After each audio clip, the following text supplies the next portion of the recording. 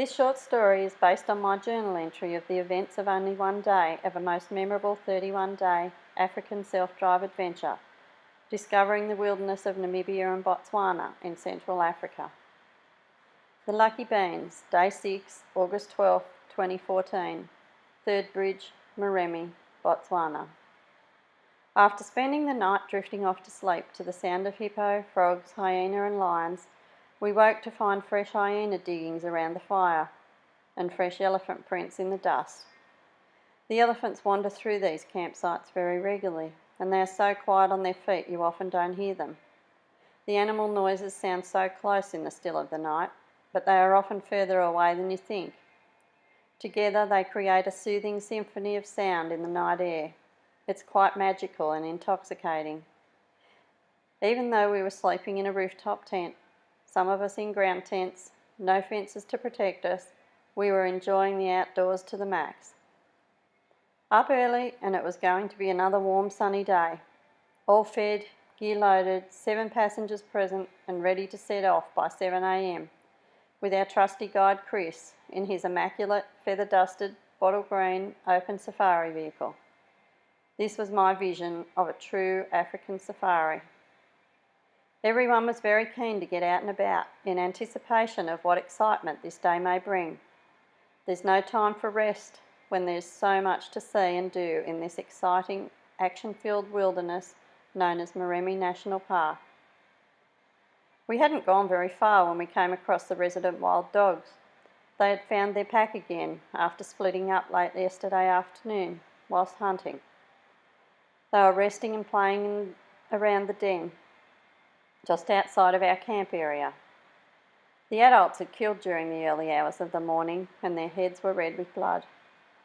There was mass excitement amongst them as the puppies were anxious, frantically scurrying about, wanting to be fed by the adults. From the kill that morning, the adults provided food by regurgitating the fresh meat for the puppies. After their fill of food, they were all rolling and bouncing about in the dust and dry grass, finally relaxing in the dust near the opening of their den. Wild dogs form such a tight-knit community. They are a very close group of families that care and watch out for each other and work together to survive. This was very evident in the way they fed and played and posted guards to protect the resting pack. The dogs were surprisingly comfortable about us being close by watching. They didn't seem to be worried at all. They were very entertaining and we sat and watched them for quite a while until Chris received a call on his radio. There were lions sighted nearby, no time to waste. "Hang on," he said, as we headed off down the dusty track to find them. We came across the other safari vehicle. The guy who called Chris with the heads up parked near the lions, and Chris parked so that we had a good view of the lions.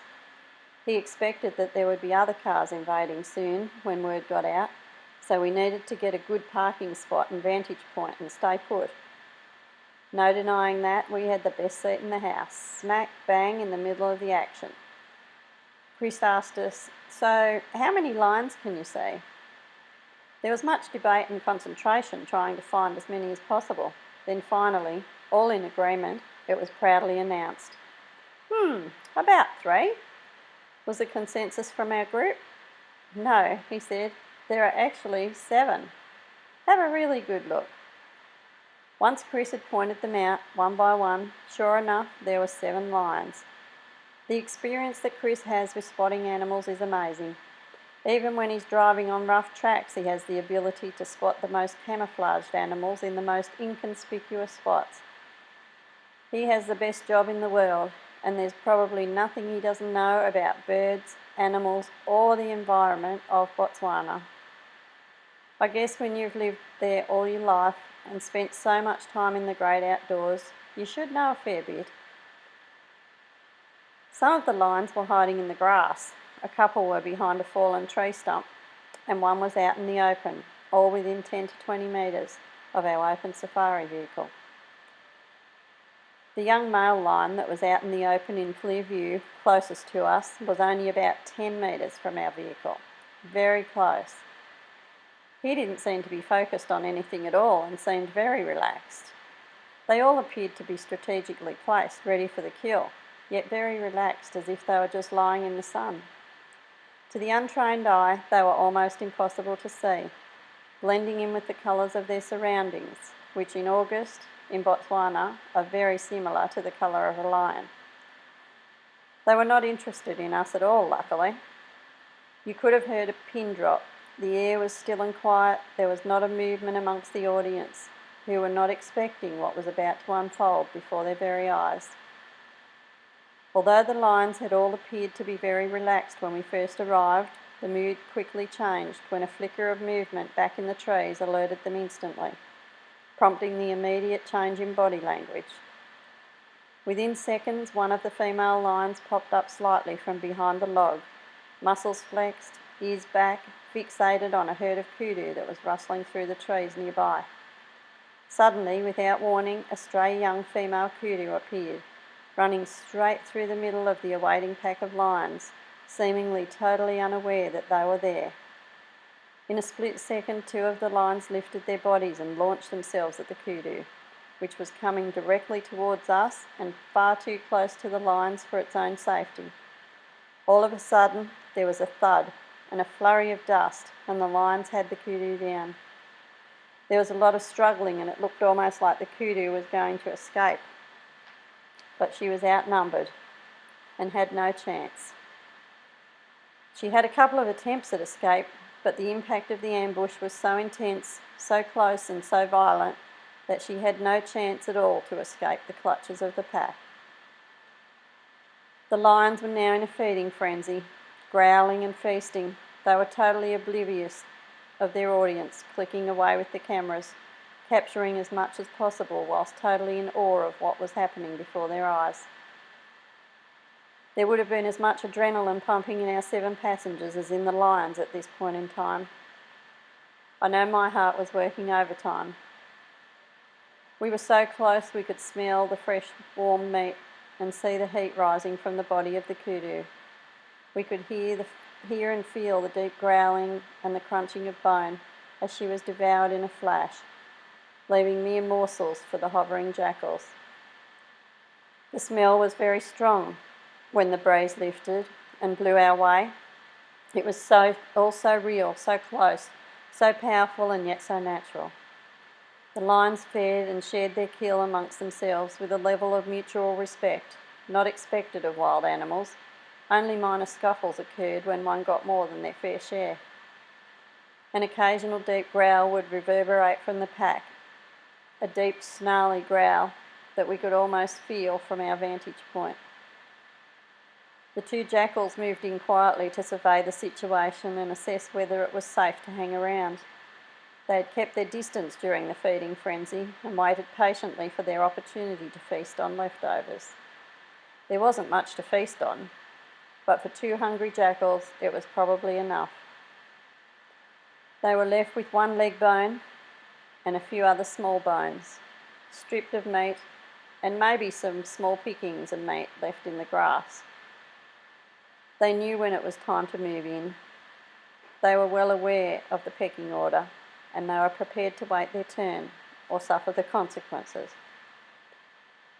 The power of these majestic animals reigns supreme. They are truly the kings of the wild.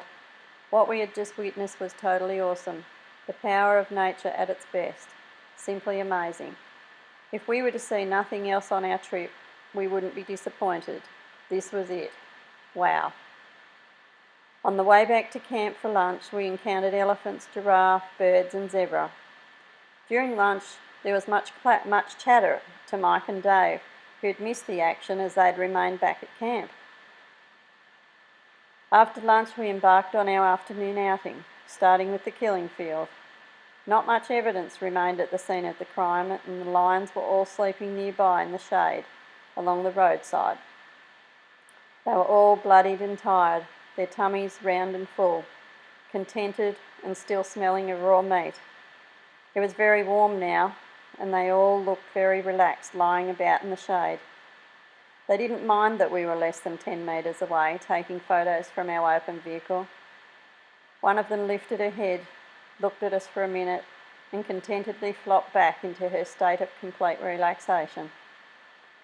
We were no threat to them, as they weren't to us. They had hunted and feasted, and it was time to rest. At this point in time, they were so peaceful and calm, a stark contrast to the events earlier in the day.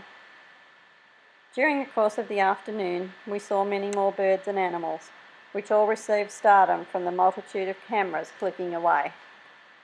We got back to camp, packed up, and headed off to Southgate via the hippo pools for a quick look.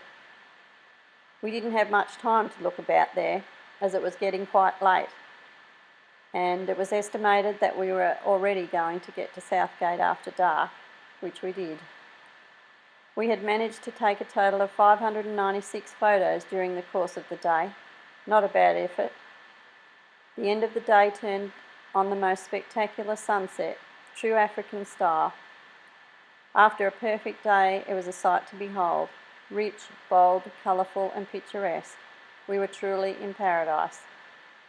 After the events of the day, it was hard to believe the landscape could turn on this picture-perfect postcard sunset. A perfect ending to a perfect day. Today's lion kill experience was something that only a few people ever witness in real life, let alone from an open safari vehicle in the wild, no fences and no protection. Yet we didn't feel threatened or vulnerable. We were not today's dinner, thank heavens for that. Although it was brutal, it was so natural for the survival of a species. It was the most amazing experience. In a split second, right in front of us, a powerful force of nature occurred, something most people only see on Discovery Channel on the telly, if they're lucky, from the comfort of their lounge chair.